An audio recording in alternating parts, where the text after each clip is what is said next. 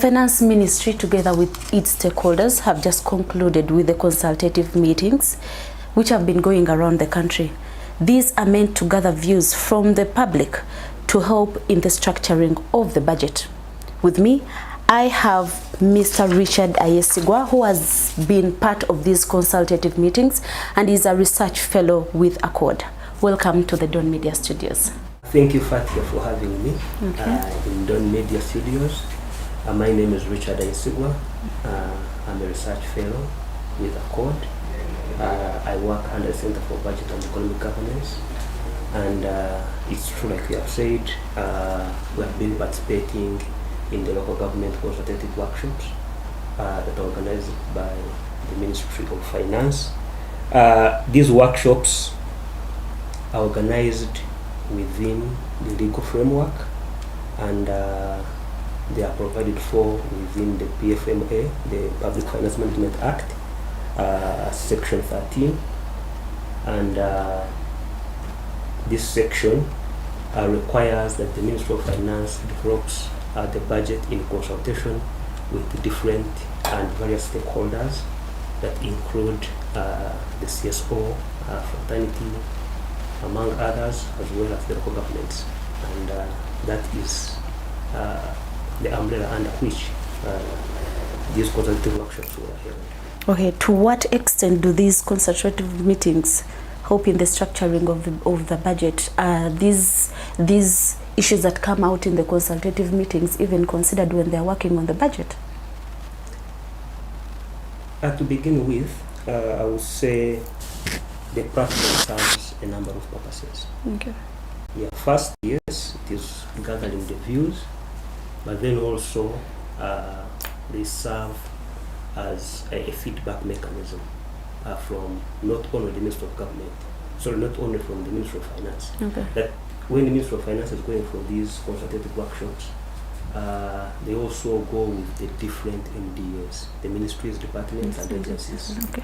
And in that way, any queries that the different local governments about these consultative workshops. But then also, the Ministry of Finance uses these consultative workshops to communicate the government strategy for the next or the financial year that they are consulting for. And for the one that we participated in, they were mainly for the financial year 2024-2025, this coming financial year. But then at the same consultative workshops, they are used to discuss investment priorities that government might want to consider that are important to take this country forward. But then also at the same workshops, the ministry uses them to disseminate results from negotiations before the financial year begins. Ministry of Local Government or the different local governments negotiate with the different ministries, departments, and agencies on the different areas of focus. Okay. And they negotiate, talk about where they need more resources and give reasons. And this is done also, it is Ministry of Local Government, but also with URUGA. URUGA is the Uganda Local Government Association. It represents, the umbrella represents all local governments. So they negotiate with MDAs to come to different positions on different government agenda issues that local governments need to take on. But also, and finally, the consultative workshops are also used to relay feedback from the previous consultative workshops. That we held consultative workshops probably in the last financial year, and you raised issues. So among the issues that were raised, these issues have been addressed, and these issues still pending. And if these issues are still pending, what are the reasons?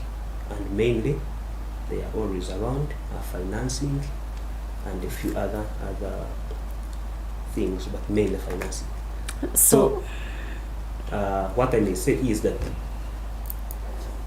first of all, the consultative meetings are important. First of all, because they provide an avenue for the ministries, the agencies and departments to provide information to the ministry, to the different local governments about the things that have changed, but also local governments they use the same platform to receive information, but also raise queries and challenges where they receive feedback. Okay. So partly on that, they are important. Then about the issues being addressed that we have asked, do the issues raised to get the attention? The issues raised, the percentage really is small. Why? And it goes back to financing.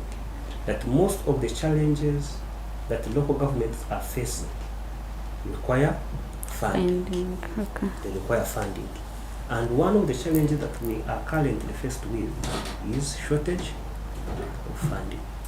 The budget envelope is small compared to the demands and our development agenda. And as a result, most of them go unattended to, but also there is a percentage of those that get attended to. And I can give an example probably from the previous consultative workshops. One of the issues that the districts or the local governments raised was the issue of poor roads. Okay. And the maintenance of these roads. And the ministry decided to put 1 billion going directly to every local government into road maintenance and rehabilitation. Is that going to be the coming financial year? That was the previous budget consultative workshops. Okay. And in this budget now of 2023-2024 that we are implementing, the ministry put 1 billion. Of course, it was passed through Parliament, and each local government receives 1 billion for road rehabilitation. Of course, one of the issues now raised in this budget consultative workshops was that the money is not enough. But at least there is something. So things get done, but probably at a pace that we might not be comfortable with, but there is some response. You talked about Ministry of Finance communicating its investment priorities and strategies. What are some of those that we should expect in the next coming financial year? Yeah, we always have the budget strategy, and also one of the things probably I do not add is that during these consultative workshops, also the ministry communicates the budget strategy for that coming years. And the budget strategy has priority areas that it is focusing on, and even the investment strategies also follow those priority areas. And currently, definitely one of the priority areas is agro-industrialization, value addition in agriculture, and so through agro-industrialization.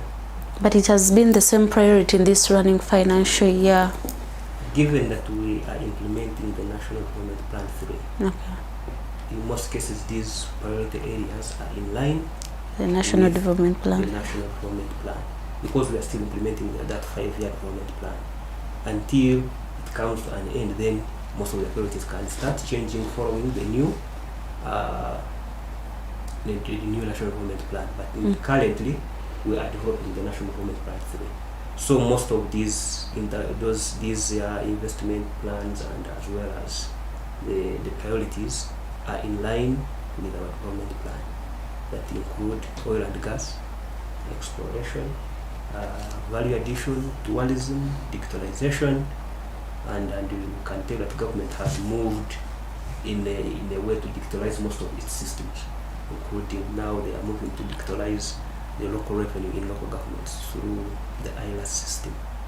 But then also they are moving to digitalize procurement and a number of all other systems. They are moving to make them automated. Okay, I understand right now ministries and departments are preparing their budget framework papers. You as a researcher, where do you think they need to put their emphasis, and how can they budget within their limits, because you understand the budget envelope that we currently have? I would say that the focus should be on zero budgeting. What is that? What I mean by zero budgeting, they start from nothing. You see, in most cases we have been doing an incremental way of budgeting. Okay. That because this financial year I received 10 billion, the next financial year I should receive 12 or 15. Okay. But now, given the limited resources, first of all, we need to identify priorities. Where do we, with the limited resources that we have? And after that, you identify inputs into what input do you need to achieve these priorities. You get what are the inputs, then the inputs will inform the costing. You get and from there, the costing will inform the budget and the implementation and then outcomes. So one of the things is that throwing money at something that this will be done and you estimate that this will be done at this amount should no longer be the case. That the focus should be that we actually know that we are going to do this. How do we do it? How much money do we require? What are the processes that are going to go into doing or achieving the activity that we are going to do?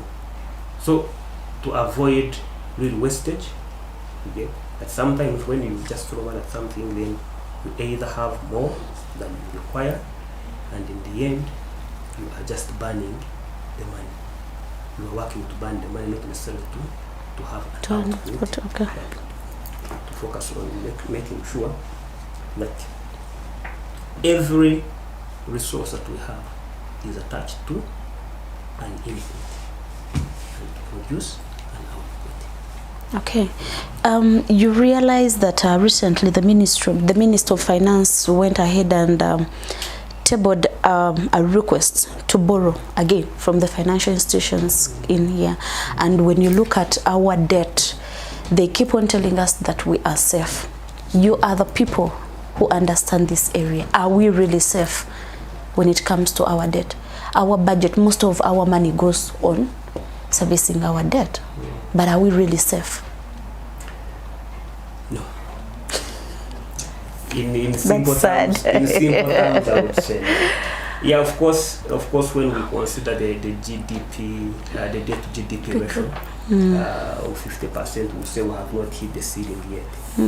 But of course, the target is that by the end of 2024, 2025, we should be reaching about 53, and then the debt starts declining. And the figures and considering the debt to GDP ratio, we would say that we are safe. Okay. But when you consider the revenue that we are collecting, for example, for this financial year, we are targeting to collect about 29.5 or so trillion in domestic revenue. But then we have approximately 58% of our locally generated revenue going to debt servicing. That leaves you with about how much? About 42% that is going to development component and furthering other agendas. So when you look at the resources that we are collecting vis-a-vis the debt that we are paying, but also you look at the different projects that we are implementing, you will find that we are left with no money really to implement. And one of the reasons why we do not have money is debt servicing. But then if we are continuing to contract debt, that means that we are increasing the share of debt to our local revenue. The share of debt to our local revenue keeps on increasing. Okay. But in the end, you might end up paying all the revenue that you collect going to servicing the debt. So one of the things that probably we need now to look into is that most of these debts that we are contracting, do we really need them? Is there a possibility that we can do without them, that we can actually survive? Okay. without necessarily contracting this debt. But can we really survive without contracting the debts when you look at the donor space is really shrinking? But yes, the donor space is shrinking, of course, with even World Bank deciding not to give us more money. But if we look inward, you get, are there things that we can collect and save money? You get, for over time, the government has been talking about rationalization. Will it even ever happen? That will not happen or it doesn't happen, but they know it is one way that they can save money. Okay? Currently, there is a halt on the procurement of new vehicles, just save for the vehicles that are made for revenue mobilization. And that is also a way of saying that we are not buying more vehicles because we do not have the resources first of all to buy these new vehicles, but these resources can also be put to something else in the meantime. But then also we moved to reduce travels abroad. Okay? But although that has happened, we still have wastages in a number of areas. Okay. We have wastages in a number of areas. But if we really looked inward, there is still much we can do. What we can salvage. There is still money that we can save and use this money for developmental components, other than really moving out to acquire more debt. Where will you stop? If we continue to acquire debt, yes, we will acquire this financial year, we will acquire the next financial year, and sometimes really the thing that we are acquiring debt for, I think that can wait. Like what? You mean constructing roads can wait? No, constructing roads might not wait. Okay. But in some of the instances we are acquiring debt, probably popularize a certain innovation. You get, to popularize a certain innovation, and some of these things really can wait. You get, not everything for the roads. For the roads, they are for development. Yes, yes. Yes. And the money sunk into road construction, that comes back in one way or the other, because when you open a road, then you ease access to markets and free movement of goods and people. That fosters development. So that is okay. In the end, you have returns. But certain things, just thinking the money, and most likely it doesn't come back. Okay, now you realize the tax man has really struggled to increase on its strategies when it comes to revenue mobilization. But then at the local government, these guys seem to be sleeping. How can we, what needs to be done to say that local governments can also carry their burden and mobilize enough revenue to pull these strings together with the revenue? Yeah, probably one of the reasons why you would say local governments are sleeping is that they are stuck to the local revenue generation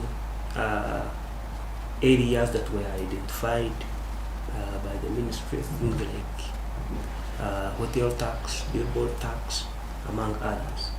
But then, as we continue to develop and different economic activities crop up in these local governments, there is need for them to move out into those areas and tap into receiving royalties and as well as taxes from those areas. For example, if there is a mining place that has come up, even if it is stone quarry, just a stone quarry, or even a sand mining place, all they need is to identify this area, discuss the way through which they can actually collect taxes from it. After that, they write to the Ministry of Local Government to have that approved, and they can start collecting tax. So they move out from the traditional identified sources of local revenue to exploring and identifying new areas of tax. But then also there are a number of other things that can be picked on.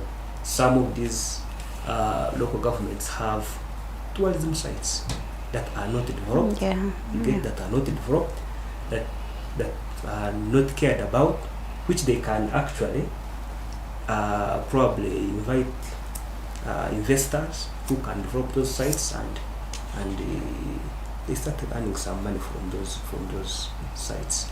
There are a number of things that they can explore. They're just getting out of the box. They're being boxed in the. They're just comfortable. Yeah, in already identified sources. You get to look outside the box and see other sources where they can get money. They get creative, really. They need to get creative, and that is how they will. Okay, last one for me. If government is to implement a result-based financing strategy, can it really work? I think it would, because, for example, currently, following the OPM assessment, the district that performs better gets more resources in the next financial year. For example, in the last completed assessment by the OPM, the performance of local governments was called NAPE, National Performance Assessment, and I think Isinjo was the first, was the best district, and currently they are receiving. At least you have more resources coming to you to implement more interventions, because you are using the resources efficiently. And also the districts that perform poorly, they lose some resources. Won't that cripple activities in those districts? It is the carrot and stick kind of way. That if you perform well, you are rewarded. If you perform poorly, you are in a way penalized. So if you don't want to be penalized the next financial year, do better. You get? As for you who have received resources, then even work harder so that you don't lose resources to someone else. So it is one way of encouraging competition and health competition, so that they can do better. So we are yet to see the results, because it has not lasted for long, but probably after this has been implemented for 4 or 5 years, we might see if it is working or not. But currently, it has already started in one of the Okay, thank you for being part of the show. Keyword for me: zero budgeting. Ministries and departments, instead of just increasing the amount of money you request from the Ministry of Finance, go back on the drawing board and understand which sectors really need money, so that you can have the best. We do not have money. Government does not have money, and don't expect this money to come from anywhere if you do not budget well. And yet, as people down here, we need the services from you guys.